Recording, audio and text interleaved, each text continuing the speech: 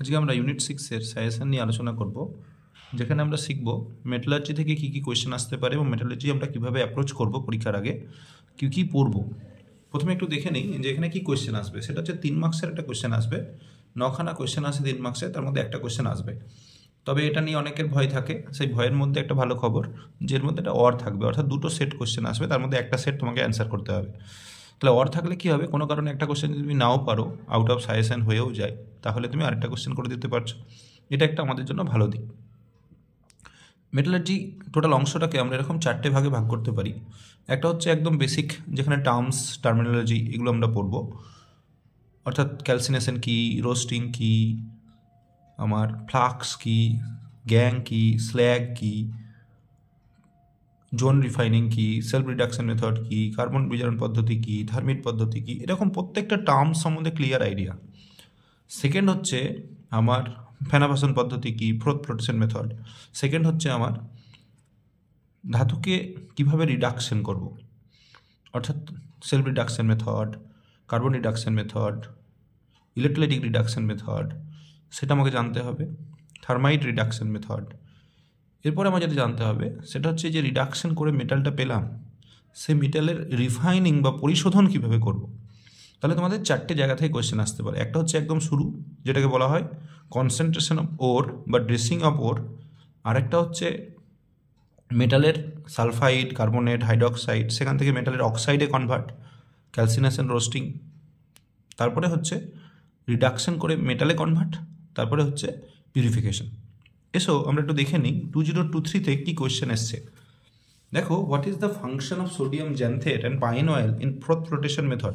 Fourth flotation process খুব important. এখান থেকে অবজেক্টিভ প্রশ্ন আবার আসতে পারে যে এই প্রসেসে কোন টাইপের ওরকে এক্সট্রাকশন করা হয়। সেটা হচ্ছে sulphide ore. State the main principle of zone refining process. তাহলে এটা কোথেকে এসছে? এটা এসছে আমার রিফাইনিং, অর্থাৎ ধাতুর পরিশোধনের জায়গা থেকে। Write two differences between calcination and roasting. তাপজারণ আর ভস্মীকরণ, সেটা আমাদের প্রশ্ন এসছে। রোস্টিং মানে হচ্ছে তাপজারণ, আর ক্যালসিনেশন মানে হচ্ছে ভস্মীকরণ। এটা আমাদের পার্থক্যটা খুব ভালো করে পড়তে হবে, টার্মসগুলো জানতে হবে। বাট 2023-এ চলে এসছে, তাই এই জায়গাটা আমরা এবছর স্কিপ করব, বাট অন্যান্য বছরে আমাদের কিন্তু পড়তে হবে। What is the use as a flux during extraction of iron from hematite. Hematite থেকে আয়রন এক্সট্রাকশনে কোনটা ফ্লাক্স হিসেবে ইউজ করা হয়? Which metal is refined by Mond process. এই মন প্রসেস, এটা নিকেল এক্সট্রাকশন করা হয়। এটাও কিন্তু পিউরিফিকেশন থেকে কোয়েশ্চেন এসছে। তাহলে এবছর আমাদের ধাতুর যে লাস্ট পোর্শন ধাতুবিদ্যার, সেটা হচ্ছে ধাতুর পরিশোধন। সেখান থেকে দুটো কোয়েশ্চেন এসছে, একটা হচ্ছে জোন রিফাইনিং, একটা হচ্ছে মন্ড।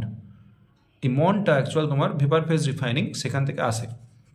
চলে এসো, ইম্পর্টেন্ট টপিক আমাদের কি পড়তে হবে দেখে নিই, তারপরে আমরা কিছু স্যাম্পল কোয়েশ্চেন নেবো, যে কোয়েশ্চেনগুলো মোস্ট ইম্পর্টেন্ট।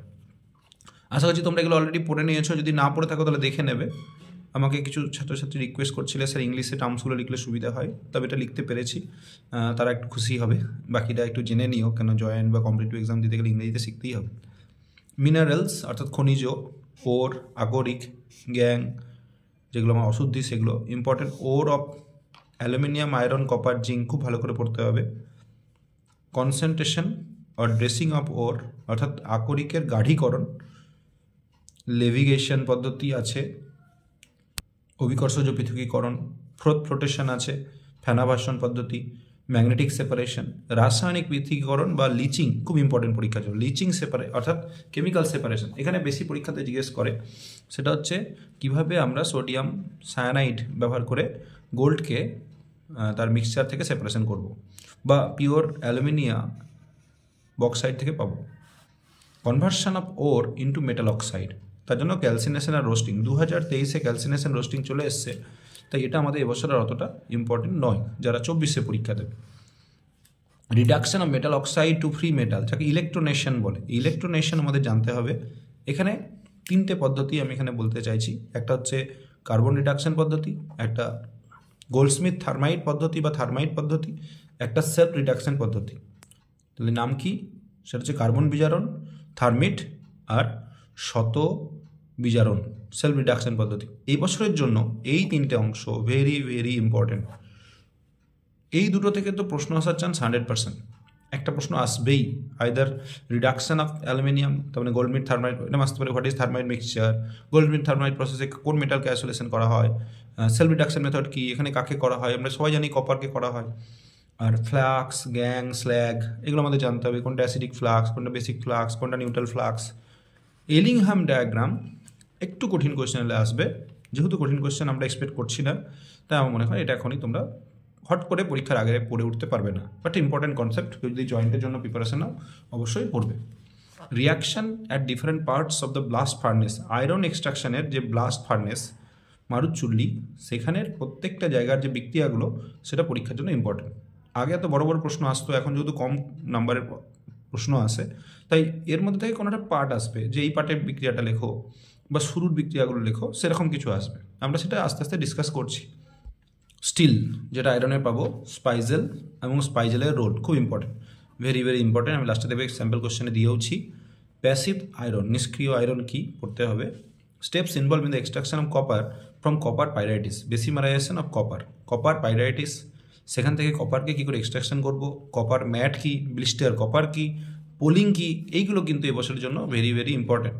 এবং এখানে একটা তুমি স্টেপ পাবে, সেটা হচ্ছে সেলফ রিডাকশন মেথড বা শত বিজারণ পদ্ধতি। Extraction of aluminium from pure bauxite by Hall Heroult's process, হল হেরল্ড পদ্ধতি দ্বারা অ্যালুমিনিয়ামকে কীভাবে আমরা এক্সট্রাকশন করবো, এটা আর্টিকেল পাবে তুমি 6.7.1।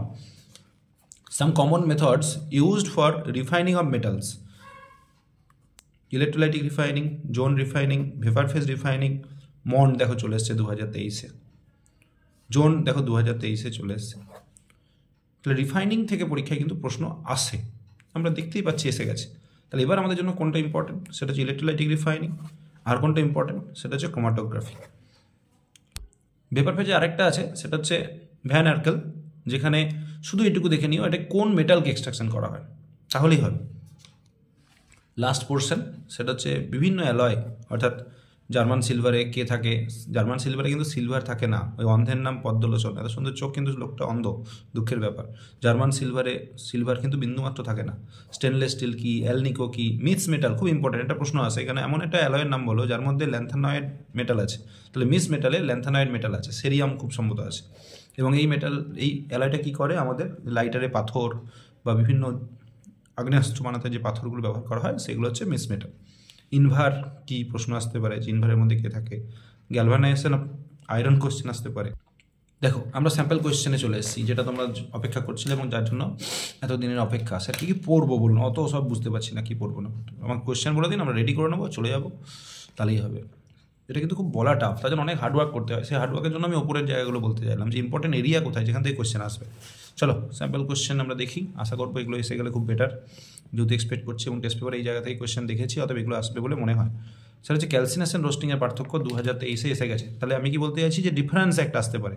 তাহলে দেখো 2023-এ এই ডিফারেন্সটা এসেছে, তাহলে এবছর কী কী আমাদের জন্য পড়ে রইলো, সেটা হচ্ছে গ্যাং আর স্ল্যাগ, এর মধ্যে পার্থক্য কী, তাহলে ধাতুমল আর খনিজমল এর মধ্যে পার্থক্য, মিনারেল আর ওর মানে খনিজ আকরিক, আর মিনারেল মানে খনিজ, তাহলে খনিজ আর আকরিকের মধ্যে পার্থক্য, তাহলে এই টাইপের পার্থক্যগুলো আমাদের আসতে পারে। হোয়াট ইজ থার্মাইট মিক্সচার, থার্মিট মিশ্রণ কি, এর ব্যবহার লেখো। What is self reduction method, শত বিজারণ পদ্ধতি কি, এর একটা উদাহরণ দাও। এটা কিন্তু এবছরের জন্য very very very very important, যারা টেস্ট পেপার ফলো করছো তারা দেখবে এই কোশ্চেনটা অনেক জায়গায় এসেছে। ধাতুমল বা স্ল্যাগ কি, এক্সাম্পল দাও। তাহলে তুমি একটা বিগালক নিলে, ফ্লাক্স নিলে, সেখানে একটা গ্যাং দিলে, দিয়ে স্ল্যাগ বানালে। What is the composition of copper matte, খুব ইম্পর্টেন্ট প্রশ্ন। গোল্ডস্মিথ থার্মাইট প্রসেস কি, যেখানে থার্মাইট মিক্সচার পাবে সেখানে গোল্ডস্মিথ থার্মাইট প্রসেস, অর্থাৎ আমরা কীভাবে অ্যালুমিনিয়াম ব্যবহার করে মেটাল অক্সাইড থেকে মেটালকে বিজারণ করব। During extraction of iron a basic flux is used, where during extraction of copper an acidic flux is use, যখন কপারের এক্সট্রাকশন করব তখন আমরা অ্যাসিডিক ফ্লাক্স ইউজ করব, বা যখন আয়রনের এক্সট্রাকশন করব তখন আমরা বেসিক ফ্লাক্স ইউজ করব। কেন, ক্ষারকীয় ফ্লাক্স আর আম্লিক ফ্লাক্স, তাহলে এগুলো পড়লেই পেয়ে যাবে, খুব ইম্পর্টেন্ট। পোলিং কি, এটা কপারের জায়গায় পাবে। হ্যাঁ, হাইড্রোজেনের বিজারণ ক্ষমতা থাকা সত্ত্বেও কেন আমরা মেটাল এক্সট্রাকশনে হাইড্রোজেনকে রিডিউসিং এজেন্ট হিসেবে ব্যবহার করি না, এই প্রশ্নটা কিন্তু পরীক্ষার জন্য ভেরি ইম্পর্টেন্ট। দেখো রোল অফ ক্রায়োলাইট, ক্রায়োলাইট আর ফ্লোস্পারের অ্যালুমিনিয়াম এক্সট্রাকশনের রোল কি, ফ্লোস্পার আর ক্রায়োলাইট দুটোই পড়ে নেবে। What is the role of NaCN in the extraction of gold from gold ore থেকে গোল্ডের এক্সট্রাকশনে লিচিং প্রসেসে NaCN এর ফাংশন কি? ভেরি ভেরি ইম্পর্টেন্ট প্রশ্ন, একবার পড়লে মনে থাকবে, অত ভয় নেই, মনে থাকবে, ঠান্ডা মাথায় পড়বে, আবার ভাববে, সকালে পড়বে রাতে ভাববে, সকালে পড়বে রাতে ভাববে, এবং পড়ে নিয়ে একটু ভেবে নেবে, আবার রাতে একবার মনে করবে কী কী সকালে পড়েছিলাম। What is anode mud? ছোটোবেলা থেকে পড়ছো, কোন কোন মেটাল এখানে থাকে। Why aluminium is not extracted by the reduction of carbon reduction method? কেন কার্বন রিডাকশন মেথডে অ্যালুমিনিয়াম, সোডিয়াম এই টাইপের মেটালগুলোকে এক্সট্রাকশন করা যায় না। Write balance chemical equation for the extraction of copper from copper matte. Balance chemical equation from conversion of zinc blende to zinc oxide. জেরেনএস থেকে জেরেন oxide কীভাবে করবো, আয়রন এক্সট্রাকশনের ব্যালেন্স কেমিক্যাল ইকুয়েশন, এই তিনটে ব্যালেন্স কেমিক্যাল ইকুয়েশন ভালো করে যেতে হবে। What is malachite? Write down its formula. তাহলে ম্যালাকাইট একটা ওর, তার ফর্মুলাটা লিখতে হবে, কপারের ore. Name the methods used for refining copper metal. Copper মেটালের রিফাইনিংয়ে কোন মেথড ব্যবহার করা হয় সেটা আমাকে জানতে হবে। যে তড়িৎ বিশোধন পদ্ধতি, সেখানে কপার, জিঙ্ক এগুলোকে পিউরিফিকেশন করা হয়। Write the principles of the following. Zone রিফাইনিংয়ের প্রিন্সিপাল 2023-এ চলে এসছে, তাই এটা আমার আসছে না। ফ্রথ ফ্লোটেশন মেথড, এখানে কি ব্যবহার করা হয় সেটা এসছে, বাট প্রিন্সিপাল আসেনি, তাই এটা ইম্পর্টেন্ট। VVI important. আর কি ইম্পর্টেন্ট? ক্রোমাটোগ্রাফি খুব ইম্পর্টেন্ট, জাস্ট মনে রেখে দেবে যে কালারের পার্থক্য থেকে আমরা আলাদা করি। আর থার্মাইট প্রসেস, এটা কোন প্রিন্সিপালে কাজ করে? যে অ্যালুমিনিয়ামের বিজারণ ক্ষমতা অনুযায়ী কেন আমরা অ্যালুমিনিয়াম ব্যবহার করে ধাতুর অক্সাইড থেকে ধাতুকে আলাদা করি সেটা। এছাড়াও টেস্ট পেপারে যদি কেউ চাও এগুলো কমপ্লিট হয়ে গেলে অবশ্যই টেস্ট পেপারে যে কোশ্চেনগুলো এসছে সেগুলো দেখতে পারো। আর প্রিভিয়াস ইয়ার তো আমি মোটামুটি ফলো করে ম্যাক্সিমাম কভার করার চেষ্টা করলাম। যে চ্যাপ্টারগুলো তোমাদের খুবই কঠিন লাগছে সেগুলো অবশ্যই তোমরা প্রিভিয়াস ইয়ার, যেমন এই চ্যাপ্টারটা তো 2022-এ ছিল না, বাট অন্য যে পরীক্ষাগুলো হয়েছে 2019, 2018, এই কোশ্চেনগুলো পারলে করে যেও, তাহলে প্রিভিয়াস ইয়ার থেকে অনেক সময় কমন পাওয়া যায়। এবং একটা কোশ্চেন কমন পেলেই তো তুমি শিওর কোশ্চেনটা অ্যান্সার জানো, সেখানে পুরো 100% নাম্বার পাবে। আর বারবার বলবো, ভয় পেও না, চেষ্টা করো, এই কটা দিন জীবনে অনেক কিছু পরিবর্তন আনতে পারবে। চেষ্টা করো, দেখবে পারবে, নিজের প্রতি ভরসা রাখো। Thank you for watching.